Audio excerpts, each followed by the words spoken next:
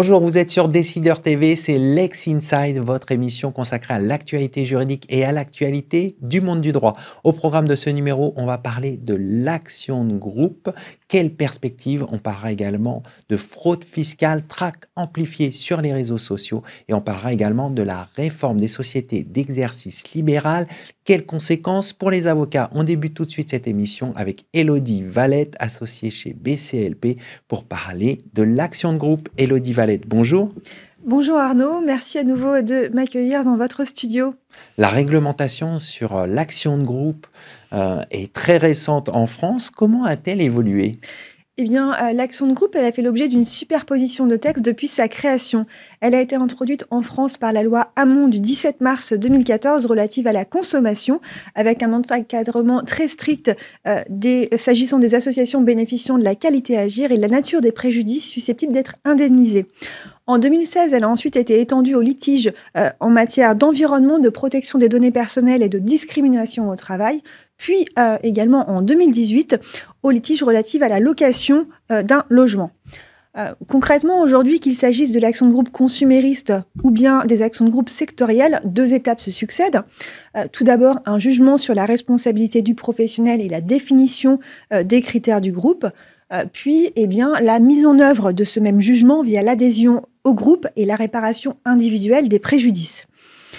Des différences, naturellement, demeurent toutefois entre les différentes actions de groupe sectorielles, tenant à la définition de la qualité à agir, à la nature des préjudices préalables, à l'existence ou non d'une procédure préalable de mise en demeure obligatoire et aux modalités procédurales de réparation des préjudices. Bon, finalement, cette action de groupe en France, elle n'a pas eu l'effet escompté, c'est-à-dire qu'on a très peu d'actions de groupe qui ont été menées. Comment vous expliquez ce bilan négatif ? Alors, comme vous le relevez tout à fait, la mise en œuvre de cette action de groupe, elle a fait l'objet d'un suivi avec la création d'une mission d'information sur le bilan et les perspectives des actions de groupe, dont les conclusions ont été présentées à l'été 2020. Ce rapport a qualifié le bilan de ce mécanisme de décevant.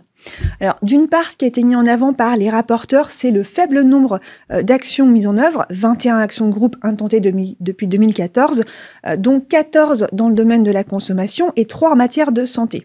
3 en matière de santé, exactement. Ce qu'on peut relever, c'est que fin 2022, on dénombre 32 actions de groupe intentées, dont 20 en matière de consommation. Donc, les chiffres ont un petit peu évolué. D'autre part, les rapporteurs relevaient qu'aucune entreprise n'avait encore vu sa responsabilité engagée. Là encore, depuis la remise de ce rapport, les choses ont évolué puisque le tribunal judiciaire de Paris a condamné Sanofi par un jugement non définitif du 5 janvier 2022. Preuve en est, s'il en était besoin, que le mécanisme fonctionne. En réalité, ce qu'on peut souligner, c'est que les associations comme les professionnels ont multiplié les incidents qu'ils portent sur la prescription, les conditions requises, l'exposé des cas individuels et des moyens de fait et de droit, des demandes de production ou encore des communications de pièces.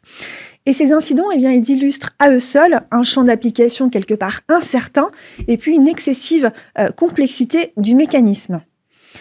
Aussi, confrontés aux contraintes de l'action de groupe telle qu'elle existe aujourd'hui, les praticiens ont par ailleurs privilégié la mise en œuvre d'actions collectives regroupant un grand nombre de plaintes individuelles similaires sans qu'il soit besoin pour les consommateurs de passer par une association.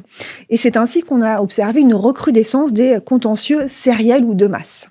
Alors, il y a une proposition de loi du 15 décembre 2022 qui vise à essayer de relancer l'action de groupe à la française. Est-ce que c'est le signe d'un nouvel élan ? Alors, il faut revenir un tout petit peu en arrière parce que ce qu'il faut rappeler tout d'abord, c'est l'adoption le 25 novembre 2020 de la directive européenne relative aux actions représentatives qui vise à protéger les intérêts collectifs des consommateurs. Ce texte, il vise à protéger et à permettre aux entités qualifiées d'intenter des actions représentatives au nom des consommateurs et de renforcer les pouvoirs de sanction dont disposent les autorités des États membres chargés de la protection des consommateurs. Alors, son champ d'application, il est vaste. Il est plus vaste que celui des actions de groupe à la française que nous connaissons aujourd'hui. Parce que la directive, elle a vocation à couvrir des domaines tels que les services financiers, le tourisme, l'énergie, les télécommunications, les transports aériens ou ferroviaires, la protection des données, la santé ou encore l'environnement. Et cette directive avait également imposé de modifier le droit français pour prévoir une procédure d'action de groupe transfrontière et renforcer également le contrôle des conflits d'intérêts. Alors en janvier dernier, la France a encore été épinglée par la Commission européenne pour ne pas avoir transposé la directive dans les délais requis. Donc naturellement, la proposition de loi du 15 décembre 2022 auquel vous faites référence, elle tombe à pic. Elle reprend l'essentiel des préconisations du rapport de 2020 dont nous parlions il y a quelques instants, et elle prend en considération également les orientations de la directive européenne. Donc concrètement, cette proposition, ce qu'elle propose, c'est la création d'un régime universel de l'action de groupe, ce qui veut dire finalement la fin du millefeuille de texte. Elle propose également l'extension de la qualité pour exercer une action de groupe à toutes les associations agréées, aux syndicats représentatifs, aux associations déclarées non pas depuis 5 mais depuis 2 ans, dont l'objet statutaire comporte la défense d'intérêts auxquels il a été apporté atteinte, et puis également les associations de victimes regroupant au moins 50 personnes physiques, 10 entreprises ou bien encore 5 collectivités territoriales. Elle propose aussi la réparation intégrale du préjudice et puis la suppression de l'étape procédurale préalable de mise en demeure, qui est aujourd'hui obligatoire en matière d'environnement, de discrimination et de protection des données. Pour terminer, c'est un bon texte selon vous? Alors, ce texte, il a quand même des bons côtés parce qu'il encourage la mise en place d'une grande publicité des actions engagées. Il propose la tenue d'un registre public. Ça prévoit également que le ministère public peut être à l'initiative ou bien encore intervenir dans une action de groupe. Et surtout, cette proposition, elle prévoit, et c'est assez novateur, la création d'une sanction civile indépendante des préjudices subis, affecté au trésor public en cas de faute commise par le professionnel à l'origine même du manquement. Par exemple, pour une personne morale, cette sanction, elle pourrait aller jusqu'à 5% du chiffre d'affaires hors taxe. Elle prévoit aussi que le juge peut décider d'une mise à la charge de l'État des frais de procédure qui sont habituellement mis à la charge du demandeur. À la suite de l'avis du Conseil d'État qui a été rendu le 9 février dernier, bien naturellement le texte a évolué et il a été adopté par la Commission des lois le 15 février 2022 et il sera examiné à partir du 8 mars prochain lors d'une séance publique. Donc naturellement, reste à savoir si cette proposition qui emporte quelque part transposition de la directive donnera une nouvelle impulsion aux actions de groupe. Bon, à suivre. À suivre, exactement. Merci Élodie d'être venue sur notre plateau. Merci Arnaud.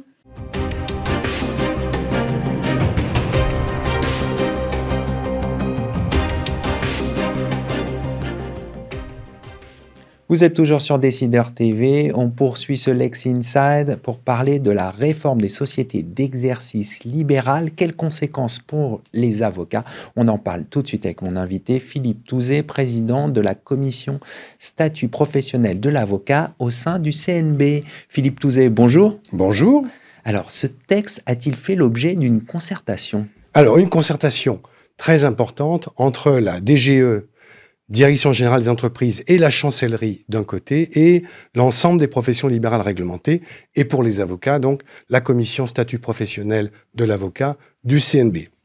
Je voudrais, en un mot, célébrer la qualité de la concertation. Il y a eu une véritable collaboration entre les pouvoirs publics et les professions pour aboutir à un texte qui est quand même considérablement amélioré. Quels sont les objectifs de cette ordonnance? Alors, les deux objectifs, c'était la clarification d'abord, puisqu'il y avait un constat d'inintelligibilité du texte, et là-dessus, il y a une réussite indéniable, grâce à deux aspects, d'ailleurs, que nous avons vivement suggérés au niveau du CNB. Tout d'abord, la création d'un chapitre de définition, comme on le verrait au début d'un contrat, une rédaction assez moderne pour un texte de loi. Et puis, la séparation des la séparation des dispositions entre les différentes familles de professions. Nous avions autrefois beaucoup d'exceptions dans les articles qui étaient absolument illisibles. Aujourd'hui, tout est bien séparé les uns des autres et le texte est infiniment plus facile à appréhender. Alors, vous avez évoqué des définitions. Quelles sont les définitions qui ont été retenues dans ce texte? Alors, il y en a 4, mais j'en retiens une principalement qui est assez novatrice. Elle me tient à cœur parce que je l'ai voulu particulièrement. C'est celle du professionnel exerçant et qui correspond à une particularité des libéraux. Les libéraux sont les seuls qui peuvent exercer dans une société sans être mandataire social ou salarié. C'est ça, le professionnel exerçant. J'aurais voulu, pour ma part, l'intituler « associé professionnel exerçant ». Pourquoi? Parce que c'était plus cohérent dans un texte de droit des sociétés. Mais les pouvoirs publics n'ont retenu que les 2 dernières lettres, c'est déjà pas mal. Quels sont les apports de ce texte? Alors, sur le fond, L'objectif initial était de réformer à droit constant, si j'ose dire, c'est-à-dire de clarifier en gardant les mêmes règles. C'était le mandat qu'avait le gouvernement dans la loi d'habilitation. Mais il y a quand même des petites modifications importantes, j'en citerai 3 essentielles. D'abord, le droit de retrait, qui avait été contesté dans son fondement même par la Cour de cassation en 2018, est introduit dans le texte, donc il est possible de stipuler dans les statuts le droit de retrait des associés, premièrement. Deuxièmement, sur le capital, c'était la détention du capital, c'était le mandat du gouvernement, pas de changement. Troisième point, sur les SPFPL, un point important, c'est là où on aura le plus d'évolution, possibilité désormais de détenir des biens immobiliers ou des droits immobiliers dans les SPFPL au profit des sociétés filles. Et deuxième point, possibilité ajoutée au niveau du Conseil d'État d'avoir la détention des sociétés de type article 111 pour gérer les activités commerciales dérogatoires. Donc nous pourrons avoir des schémas sociétaires parfaitement organisés désormais, ce qui n'était pas possible jusqu'à présent. Pour conclure, c'est plutôt un bon texte? C'est un très bon texte. Je mettrai une petite réserve, c'est l'article 132. C'est une disposition que nous avons découverte au moment de l'envoi au Conseil d'État, donc qui n'a pas fait l'objet de la concertation, et qui crée une disparité entre les professions juridiques et judiciaires et les autres professions de conseil, experts comptables, commissaires aux comptes, CPI, qui, elles, bénéficient toujours de la possibilité d'utiliser les sociétés de droit commun alors que les PJJ ne le peuvent plus. L'article 132 a pour objet de rectifier cette difficulté. Je ne suis pas certain que l'objectif soit abouti. L'analyse est en cours. On va conclure là-dessus. Merci d'être venu sur notre plateau. Je vous remercie.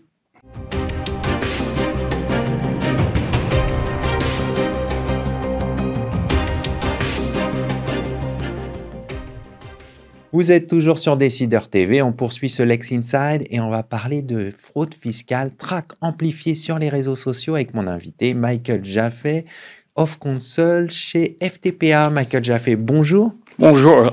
Alors, est-ce que l'administration peut utiliser les informations qu'elle trouve sur les réseaux sociaux? Oui, la réponse est clairement oui. Il y a un rapport du Sénat du 25 octobre 2022 qui parle de l'enjeu de la transformation du contrôle fiscal. Et notamment, il parle de la masse d'informations qu'ils reçoivent. Il y a 55 flux de données sous 7 formats différents, avec 6,2 teraoctets d'informations. Et donc, ça vient des sources comme les données patrimoniales, foncières, professionnelles, personnelles, douanes, URSSAF, ministère de l'Intérieur. Et plus spécifiquement, ils disent qu'ils peuvent également utiliser les informations venant des sources telles que les échanges automatiques d'informations et les réseaux sociaux, toutes sortes de bases comme Infograph et d'autres bases de données privées. Donc la réponse est oui. Et dans les faits, est-ce que c'est une manière efficace pour l'administration fiscale de réaliser après des contrôles fiscaux? C'est une question qui est en évolution. C'est-à-dire, qu'est-ce qu'on sait aujourd'hui? En 2021, le nombre de régularisations a augmenté de manière significative, avec des contrôles sur pièces en augmentation de 41,8%. Et quand vous avez 13,4 milliards d'euros qui ont été notifiés aux particuliers et aux entreprises en 2021, ça motive l'administration. Et donc, ça les motive avec un effectif quand même diminué de 13% entre 2015 et 2020. C'est-à-dire qu'il faut être mieux ciblé, plus efficace, et surtout, c'est le développement de nouvelles technologies. Quels sont les 3 évoqués par le rapport du Sénat? Le data mining, c'est-à-dire l'utilisation des analyses de volumes massifs de données. Le text mining, l'utilisation des outils pour les textes écrits, Word, email. Et finalement, la nouveauté, on ne sait pas trop ce que ça donne. Le web scrapping, c'est-à-dire on va aller extraire du contenu des sites Internet et bien entendu, tous les médias, des réseaux sociaux en fait partie. Alors, une fois que l'administration fiscale a récolté ces informations, est-ce qu'elle les partage avec d'autres pays? La réponse est clairement oui. Nous avons le Parlement européen en 2019 qui a réitéré la demande de mettre le focus sur la coopération administrative entre les autorités fiscales. Beaucoup plus d'échanges. L'OCDE y adhère complètement. Nous avons développé de nouveaux mécanismes de reporting comme ce qu'on appelle le CRS, le Common Reporting Standard, avec des échanges automatiques d'informations sur les comptes bancaires, le country-by-country reporting, les déclarations par les intermédiaires sur les bénéficiaires effectifs. Mais aujourd'hui, ça reste assez inefficace pour les échanges sur les médias sociaux. C'est trop compliqué. On peut citer aujourd'hui dans la presse les nouveaux outils chatbot, à la fois de Microsoft et de Google, qui aujourd'hui donnent des résultats, y compris aux journalistes du New York Times pendant le week-end, un peu erronés. Mais soyons très clairs, ça va se perfectionner. Une photo que vous prenez devant votre Ferrari, que vous postez en selfie sur les médias sociaux, ça va se savoir. Et ça va interroger l'administration fiscale, forcément. Alors, est-ce que cette manière de récolter les informations sur les réseaux sociaux existe dans d'autres domaines? Je pense par exemple à l'immigration. Oui, et parmi les expériences que je vis, étant fréquemment à New York, c'est quand vous êtes non-américain et vous passez la frontière, soyez prêts. Il est très fréquent que l'agent à la frontière va demander votre iPhone, votre smartphone. Il va demander le mot de passe, il va aller sur les sites sociaux. Et j'ai eu des cas, des clients qui entraient dans un pays en touriste, mais derrière avaient une activité professionnelle. Donc, le travail dissimulé, c'est un outil très performant, mais ce n'est pas encore très organisé. On peut imaginer le jour où les autorités immigration et fiscales vont converger. Donc, c'est pas quelque chose pour aujourd'hui, mais soyons très clairs, les médias sociaux restent un outil très important pour le contrôle fiscal. Donc, attention aux photos que vous postez sur Instagram et sur les autres réseaux sociaux. Absolument. Merci, Michael. Merci infiniment. Merci à toutes et à tous pour votre fidélité et je vous retrouve très bientôt pour un nouveau numéro de Lex Insight sur Décideur TV.